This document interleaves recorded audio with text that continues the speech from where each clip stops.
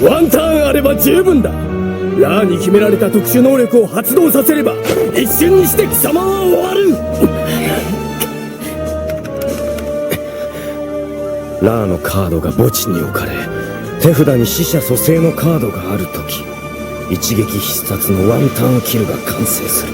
A one-turn kill, OTK for short, is achieved by depleting all of the opponent's life points in a single turn. A simple but quite effective strategy when pulled off. But is there an archetype that has that type of power output, outside of the expected burn/stall style of play? The answer is yes. Used by fan favorite Zane Truesdale, then later on by Cyrus Truesdale in Yu-Gi-Oh! GX anime and manga? The series that started this, or rather brought it to light, is none other than the Cyber Dragon archetype. Now keep in mind that the Cyber Dragon archetype has a somewhat large family tree and belongs to the Cyber series.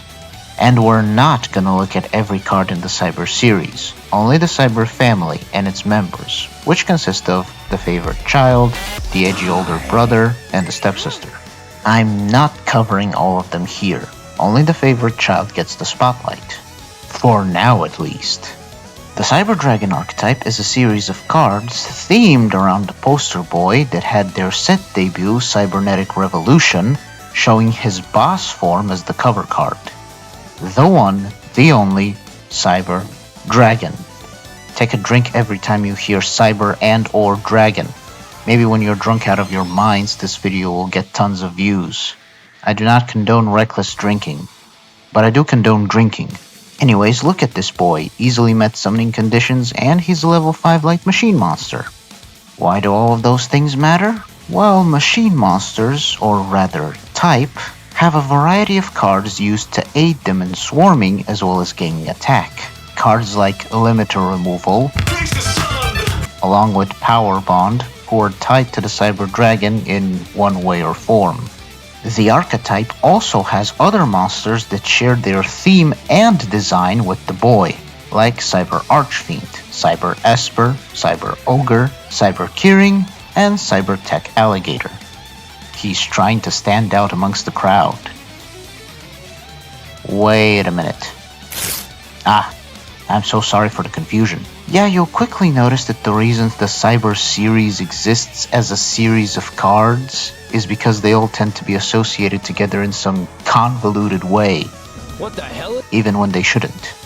Going through a phase, I see. The important one that gave us a prelude to their playstyle while actually helping out Cyber is this boy, Proto Cyber Dragon. This is the trend starter of We Are All Cyber Dragon, by name at least. Back then, it was used as an extra copy of Cyber Dragon while also acting as a substitute for the summoning of their Cyber Dragon fusion monsters, them usually being Cyber Twin Dragon and Cyber End Dragon. These guys were used to pound, yes pound, your opponent's face to the wall, putting them on their knees and owning them so hard they come back begging for more. I meant what I said. Also, let's not forget about Cyberstein, a cult classic who was used to cheese out these guys as fast as possible, then powering them up with Megamorph and or Limiter Removal and attacking for game. This is also the reason for why some cards nowadays include certain restrictions and ways to bypass them in order to prevent these sort of shenanigans, like for example, can only be fusion summoned, or this is treated as a fusion summon.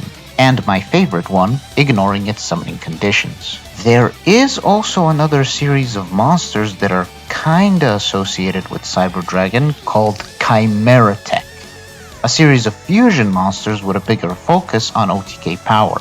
They were used to either clear the opponent of their monsters or use them as fusion material fodder.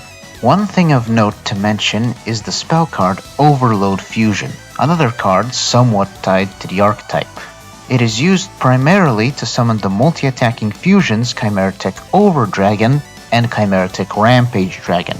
They are used to finish off the opponent as quickly as possible. If you use it for the other two, which can summon themselves via Contact Fusion, a summon of a fusion monster that doesn't require polymerization or any type of fusion card, you're either a fool or a clown.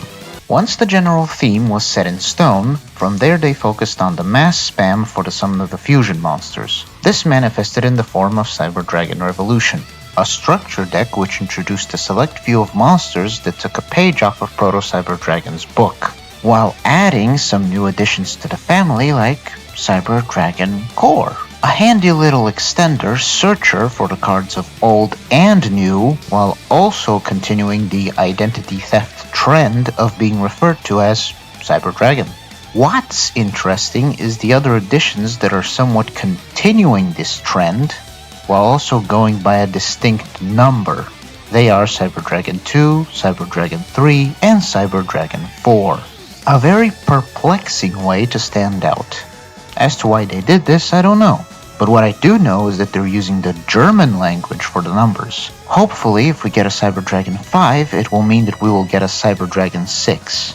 That 6 pronounced in German sounds like sex. And with the Cyber Dragon series getting its body design inspiration from Zork's dragon, That's a penis! it'll be the best card printed in Yu-Gi-Oh! Ever. Other than the ability to swarm the field, they can also alter theirs and other monsters' levels to become 5. Why? Why for the Xyz monster, Cyber Dragon Nova? He's nice. The power to revive some of your resources and continue extending your summons in order to set up a decent board is nice. The attack boost can be an unexpected surprise for the opponent, and if the opponent removes it, you get a free monster from the extra deck, like Barbaroid, the Ultimate Battle Machine, as a 4K beatstick, Blaze Phoenix, the Burning Bombardment Bird, or Blazing Bombardment Beast, for some burn damage. Super Vehicroid Stealth Minion, even though you wouldn't. And if you want to finish off your opponent, you go for Parasite. You know, the options are kind of limiting. What about me? What about you? It is weird that they made this an Xyz monster, given that even in the 5Ds era, they used Cyber Dragon as a free body for synchro summoning. Not even Blue Eyes made this mistake. But then again, Violins and Gishkis weren't spared of this mechanic's claws digging into their flesh. Nothing is sacred. So why does nobody remember to use it in Cyber Dragons? Because of Galaxy Eyes. Listen, you can say whatever you want, but it all stems from them. A monster by the name Galaxy Soldier was designed to be used for the summon of Galaxy Photon monsters, given its name, effect, and design.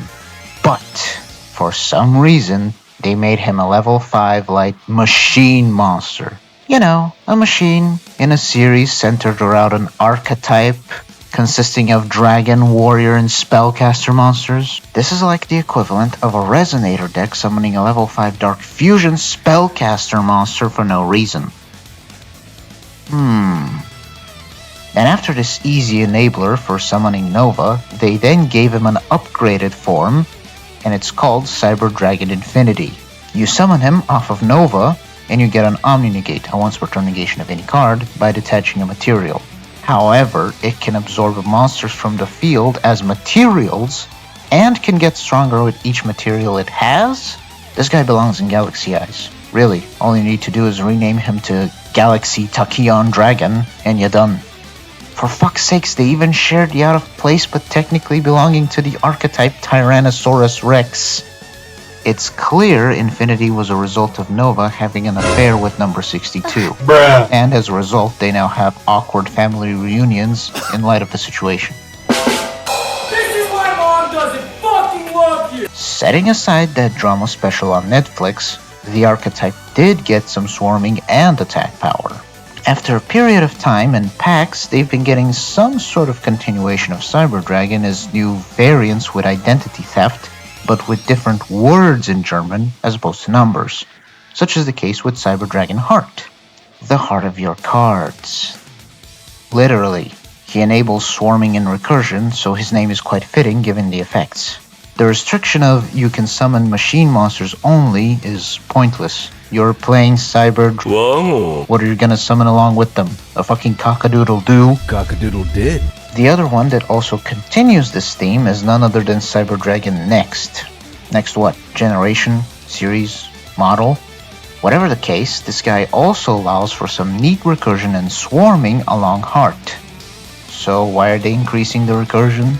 Well, one is led to believe it was because we were still in Master Rule 4, and as a result, every archetype was to be given its own distinct Link monster in order to fit in with the times. But not all Link monsters were made equal, or even fair. Thankfully for Cyber Dragons, they managed to get themselves a winner. No, really, they got Cyber Dragon Winner. He sorta helps out in the OTK department, having the ability to temporarily increase the stats of a monster on your field in exchange of it losing the ability to declare an attack in order to secure the win. Ah, I see. So that's why he's the winner. While we're here, let's talk about the losers of the archetype. Well, they're not actually that, they are more so in dire need of optimization. These monsters depict Cyber Dragon being retrofitted with new equipment to make him somewhat more effective on the field, being transformed into Cyber Laser Dragon and Cyber Barrier Dragon. These were designed at a time when certain gimmicks, were still being allowed, like with the LV monsters, or the Gajiltrons, or vampires, the old ones. These monsters are summoned by using Photon Generator Unit and Attack Reflector Unit. And while they are interesting, they're not that great. Well, Laser Dragon is a neat remover, but requires 2 Cyber Dragons for its summon. It does set up the graveyard, I guess, but Barrier Dragon is... He requires only 1 Cyber Dragon, but his effect to negate 1 attack while being in his 800 attack having ass position, very contradictory when compared to other examples. There's also the boss monster from the manga that is in a way their equivalent, but it's actually focused on the OTK style of play, that monster being Cyber Eltanin. He used to be a solid monster with a fantastic way of clearing the opponent's monsters from the field while becoming a powerful beatstick to use on your opponent. But nowadays he feels more like the last resort against the opponent. What's interesting is that in the source material, aka the manga, he was summoned off of a trap card. That card got printed several years later, and it's called Born from Draconis. What perplexes me about this card is not the name, but its effect. In the source material, it special summons 1 level 10 cyber monster from your hand, while in real life, it was changed to special summon 1 level 6 or higher light machine monster from your hand, ignoring its summoning conditions. This allows you to summon not just Eltanin, but also other cards like BES Big Core Mark III, UFOroid for some reason, Cosmo Forerunner, the Ritual Monsters DMD and DMQ, Possibly. and hilariously, Laser and Barrier Dragon.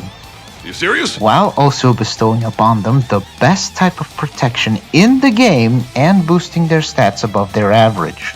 Yeah, let me see you get past my unaffected 5800 attack boosted Cyber Barrier Dragon. Go on, even if you have a stronger monster, I'll stop it. I'm good. Jokes aside, while this does make Eltanin and the other monsters you can summon really powerful, this feels like it's pointing you in the direction of making and playing some sort of gimmick deck. And we already know how those go. Uh-oh, seems your deck's weak to hand traps, asshole! There's also this pair of machine monsters called Cyburn, probably short for Cybernetic, which are a set of cards that can and do work with the archetype. These two being used as equip cards that latch themselves onto a Cyber or Cyber Dragon monster in order to either decrease the monster's attack in order to destroy an opponent's monster while providing some form of protection, or increase its attack slightly while having a recovery effect if sent to the graveyard. These guys serve as a sort of side piece that, while helpful, isn't really needed in the deck, but can be fun to pull off. We do have more cards, but unfortunately they are a part of Rush Duel, a new version of the game exclusive to Japan, with cards that can't be played in the widely available old version of Yu-Gi-Oh! Injustice of the highest order. We can never have anything good, even for Red Eyes. But there's one extra deck monster that was released for ye old version of the game, and it's Cyber Eternity Dragon. It's quite interesting. The protection requiring a machine fusion monster in the graveyard is odd, and even odder is the recursion effect summoning a Cyber Dragon. Not Cyber Monster, just plain old Cyber Dragon. Yes, most monsters in the grave are treated as Cyber Dragon, but why summon just monsters that may net you a chance at a comeback, as opposed to something like summoning a fusion monster from the grave? Not even going to attempt to copy Nova's effect? This is stupid. No, insulting. However, there is a saving grace to this card, and it lies in its ability to be banished from the graveyard to give your fusion monsters protection from targeting and destruction this turn. It's neat, somewhat, but it isn't really worth the effort. It could act as a powerful wall, but aside from dumping it in the grave somehow for the protection effect, I don't see it being used for much else. Then again, you can make it a beat stick if you summon it with Power Bond, but securing the win via OTK seems out of reach when using this guy. As a side note, I've noticed that for some reason this guy has airplane wings on his face, more specifically near his nose, in a peculiar shape. Mustache. And that's about it. I mean, what more can be asked of an archetype focused around OTK? You either go all in, or you fizzle out. It does have great consistency and fantastic setup, but lacks a proper way of securing you the win, while also trying to have some form of variation in this playstyle, which can be contradictory to its main focus on OTK. However, its legacy cannot be trifled with. Cyber Dragon has shown us what a proper archetype centered around a playstyle can do, pretty much creating this gold standard that current and future archetypes look back upon. While it does require an update to the operating system, that doesn't change the fact that they have proven that no matter how old the archetype, as long as it's planted its roots firmly within the ground and has a clear sight of its goal, they will secure you the duel, regardless of the odds. And as such, Cyber Dragon has successfully earned its position as one of the most iconic archetypes of all time. Thanks for watching, hope you're doing well, and have a nice day.